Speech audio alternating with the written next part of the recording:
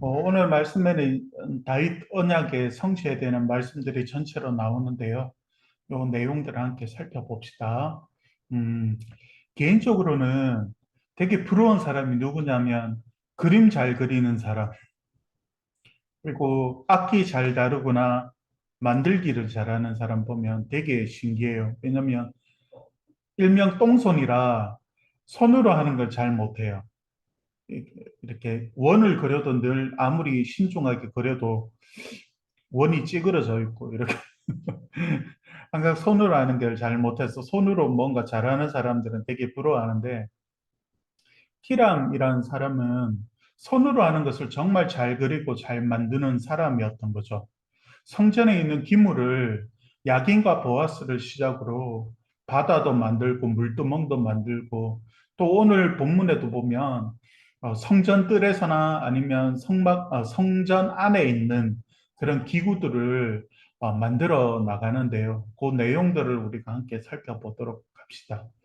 히람은 두루 지역에 살고 있었지만 그 당시 쇠를 다루는 방법은 이집트와 메소포타미아 지역을 중심으로 해서 발전이 되어 나가고 있었기 때문에 아마도 그 당시에 유행을 했던 이 방법이었을 거예요. 납형법이라고 해서 여기에 어느 틀을 만들어서 이제 그 쇳물을 붓는다든지 이렇게 하면서 이렇게 만들어지는 건데 아마도 이런 방법을 많이 사용하지 않았을까 이렇게 학자들은 얘기를 하더라고요.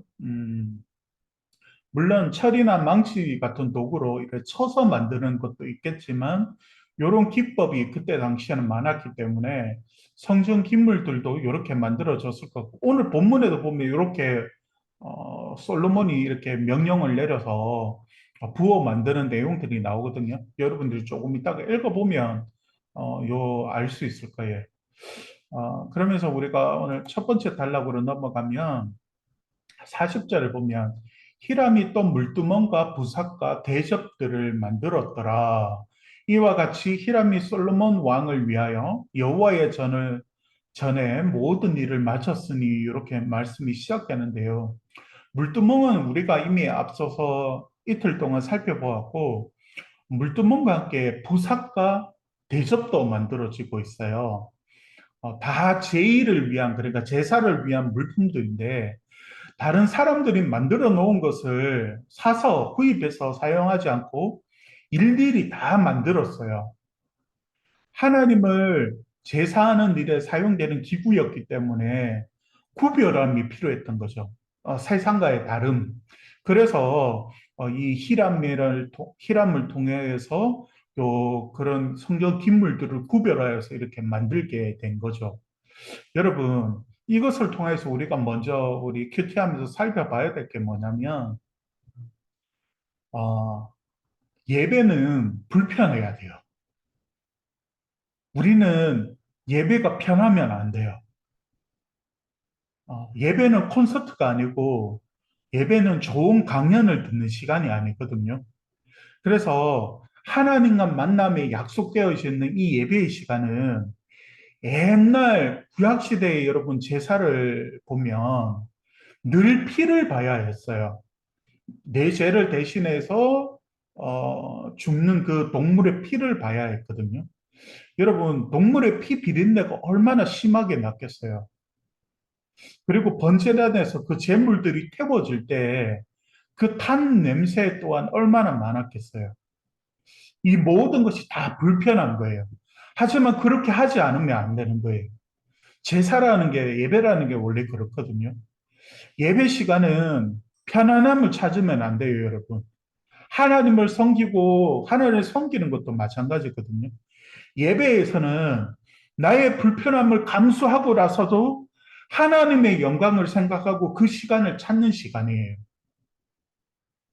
찬양할 때 입국 다물고 있으면 편안해요. 그리고 모두 통성으로 기도할 때도 가만히 있으면 편안해요. 다른 사람들이 공동체를 위해서 헌신하고 무엇인가 봉사하고 섬기고 일하고 있을 때 가만히 있으면 편해요. 그런데 그건 예배가 아니에요. 예배가 아니에요. 예배는 기꺼이 불편함을 감수하는 거예요. 이 시간은 나를 위한 시간이 아니라는 걸 알기 때문에 그렇거든요. 바라기는 여러분 교회에서 그리고 하나님의 영광을 구할 때 편안함을 구하지 않고 기꺼이 여러분 불편함을 받아들이면서 섬기는 자리에 여러분들이 섰으면 좋겠어요.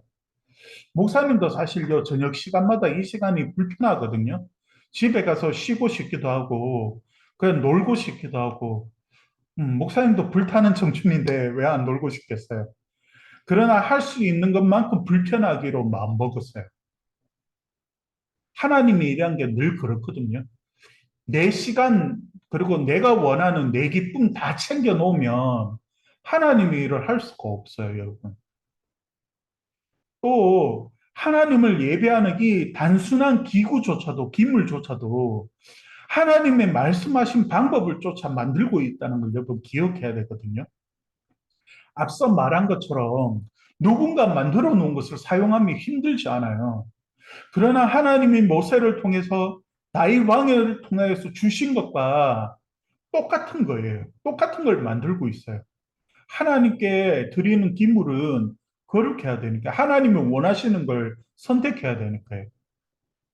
그러니까 세상의 유행이나 세상의 방법을 이들은 의시하지 않았던 걸 보여줘요.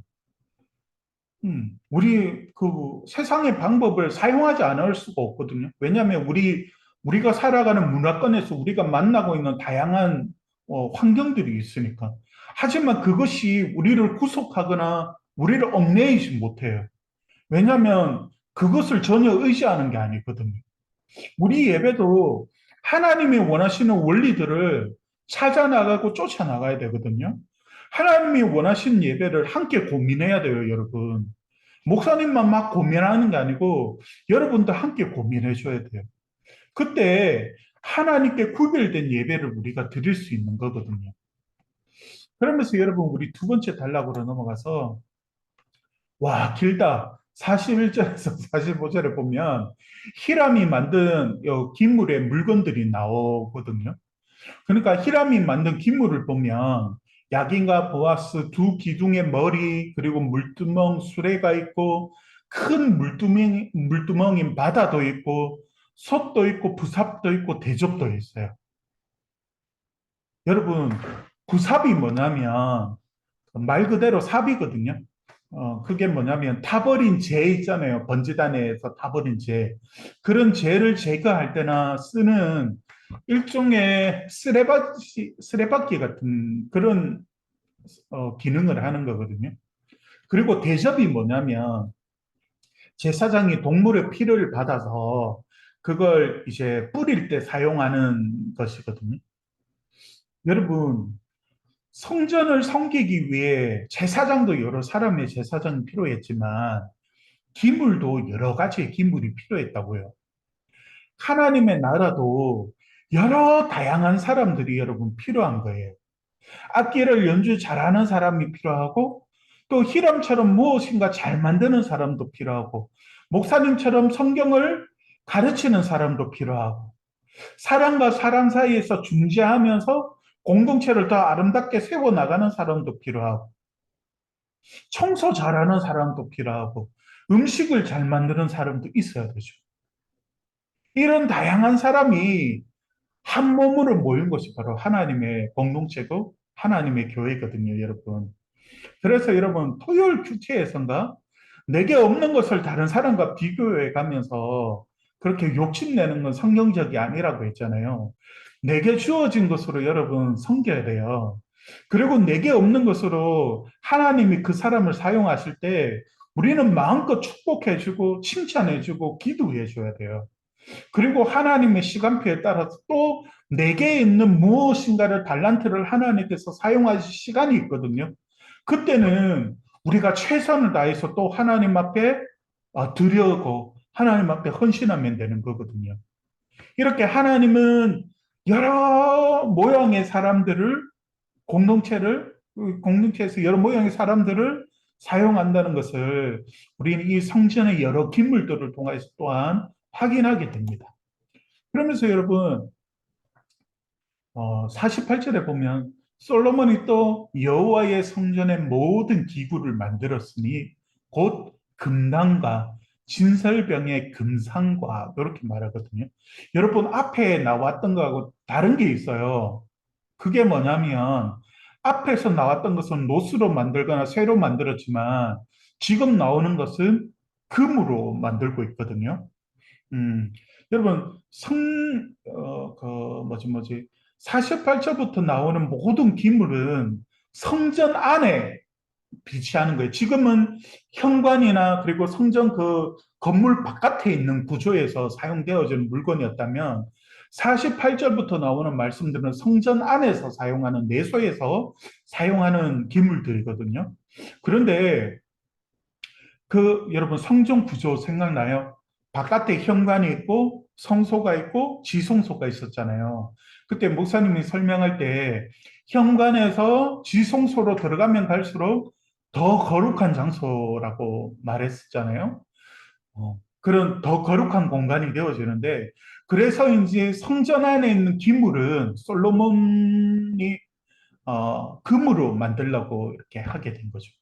역대기 말씀처럼 히람은 금과 은도 잘 다룬다고 말했었잖아요. 그런 재능이 있었기 때문에 또 금으로 이런 기물을 만드는 것 같아요.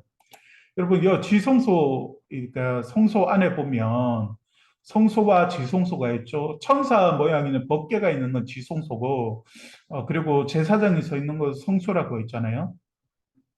여러분, 여기 보면 제일 먼저 이제 오늘 말씀이 나오는데 떡상이거든요, 떡상. 그러니까 진설병이 놓여 있는 이제 상인데, 여러분, 이게 이 금으로 되어 있는 상으로 만들어졌죠. 이게 임재의 떡을 두는 식탁 같아요. 임재의 떡. 하나님이 임재하시는. 그래서 보통 원래는 출애굽기나 아니면 레이기 말씀에 보면 12개의 떡을 두게 되어 있는데 12지파를 상징하는.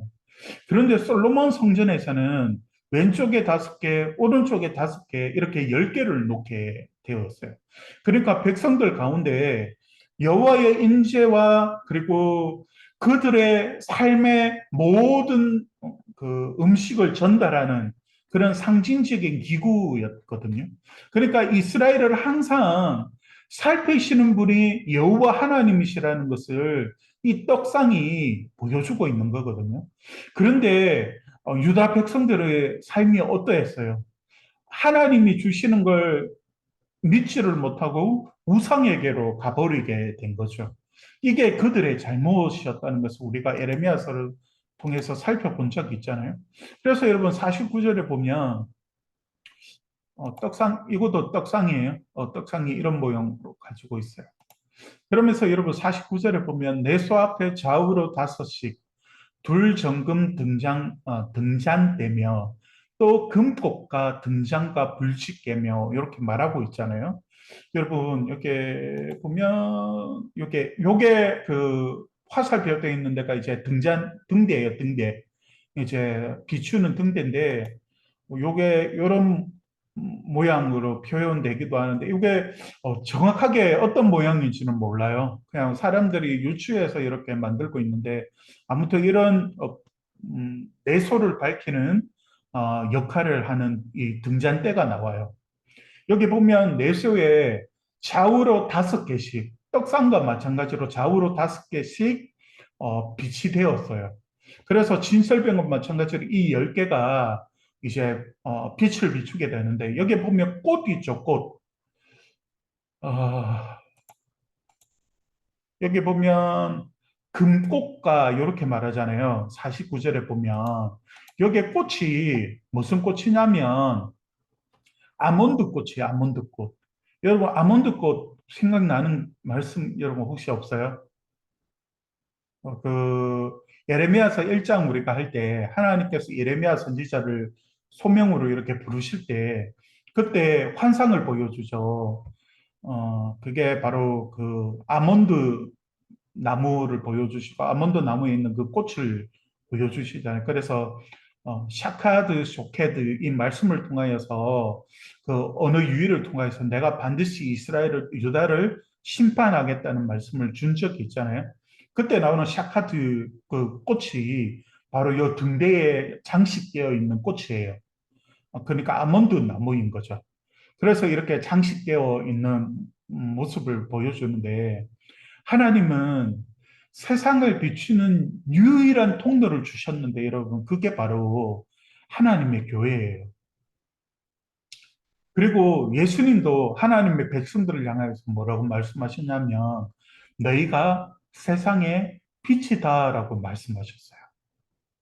물론 이 빛이 하나님의 임재를 상징하는데 요 내용은 오늘은 다루지 않으려고 하거든요. 그냥 우리에게 주어진 그런 적용점에서 한번 오늘 말씀은 살펴보려고 하거든요. 너희가 세상의 빛이다 이렇게 말씀하셨어요. 그러니까 그리스도인과 교회의 정체성이 뭐냐면 빛을 비추는 거예요, 여러분. 물론 우리에게 먼저 찾아오신 빛이 있어요. 그 빛이 뭐냐면 하나님의 임재이기도 하지만 하나님의 사랑을 보여주는 바로 성자 예수님이시죠. 어두운 우리의 영혼을 밝히시고 하나님의 사랑이 무엇인지를 명확하게 보여주신 분이시죠. 이제 우리의 역할이 뭐냐면 이 사랑을 드러내는 삶을 사는 것이거든요.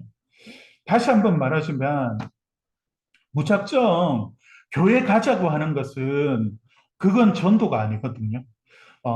전도는 복음의 선포이고 그리고 하나님의 영광을 드러내는 것이기 때문에 무작정 교회 데려오는 것 자체가 전도는 아니에요. 우리는 적극적으로 살아내야 될 부분이 바로 이것이거든요. 소금처럼 이름 없이 빛도 없이 세상이 더 썩지 않도록 뭔가 소극적으로 우리가 살아가는 역할을 하는 것도 있지만 빛처럼 적극적으로 우리가 저항하고 살아가야 할 부분도 있어요. 그래서 선교와 전도는 조금 더 적극적인 우리의 삶의 그런 자세를, 마음을 우리에게 요구해요. 그래서 오늘도 우리가 고민해야 돼요, 여러분. 오늘 큐티 할 때 여러분들이 한번 고민해 봐요. 내가 적극적으로 섬기고 적극적으로 나서야 될 부분이 무엇인가를 한번 고민해 보세요.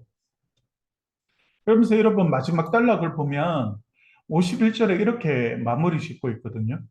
솔로몬 왕이 여호와의 성전을 위하여 만드는 모든 일을 마친지라. 이에 솔로몬이 그의 아버지 다윗이 드린 물건과 곧 은과 금과 기구들을 다 가져다가 여호와의 성전 곳간에 두었더라 이렇게 말하고 있잖아요. 이렇게 성전 기문을 만드는 일이 끝났을 때 다윗이 지금까지 준비했던 다윗이 하나님 앞에 드렸던 모든 물건들이 남아있는 물건들이 성전 창고에 보관되었다는 것으로 말씀이 끝나고 있어요. 이게 도대체 뭘 말하고자 하는 걸까요? 이건 하나님께서 다윗에게 언약하셨던 그 언약이 성취되었다는 것을 보여주는 거거든요, 여러분. 되게 중요한 말씀이에요. 그냥 다윗이 지금까지 가지고 있었던 걸 그냥 놔둘 데가 없어가지고 성전의 그 방 안에 그 물건들을 들여놓은 게 아니에요, 여러분. 여기 보면 하나님은 음, 하나님은 건물 자체는 다윗 시대에 세워지도록 하나님께서 허락하지 않으셨지만 다윗 시대에 다윗에게는 하나님께서 약속도 주셨고 그리고 성전을 지을 수 있는 모든 준비를 다 하도록 하셨거든요. 그리고 다윗 왕가가 하나님께서 다윗에게 약속하셨잖아요. 다윗 왕가가 하나님의 이름을 위하여서 영원히 세워질 것이라는 것을 약속하셨잖아요. 그 모든 약속을 성취하고 있는 걸 보여주고 있어요, 여러분. 여러분, 하나님이 약속하시고 하나님이 시작하시면 반드시 하나님께서 다 성취하세요. 하나님이 우리에게 약속하시잖아요. 그러면 반드시 그 모든 걸 다 이루어 주세요, 여러분. 왜냐하면 우리 하나님은 너무나도 신실하신 하나님이시거든요. 그러면 우리에게 약속된 구원도 하나님께서 시작하셨다면 하나님께서 다 이루어 주실 거예요. 우리에게 그런 힘을 주실 겁니다. 우리에게 주신 말씀 또한 마찬가지예요. 우리에게 주신 그 말씀들을 하나님이 이루어 나가실 거예요. 그 하나님이 이루어 나가실 그 일들을 바라보는 자들, 그리고 하나님이 이루신 일들을 바라보며 하나님의 영광을 높여드리며 찬양하는 자들, 그 자들이 바로 하나님의 백성들이라는 것을 또 한번 생각해 보게 됩니다. 여러분, 이렇게 오늘 내용들을 한번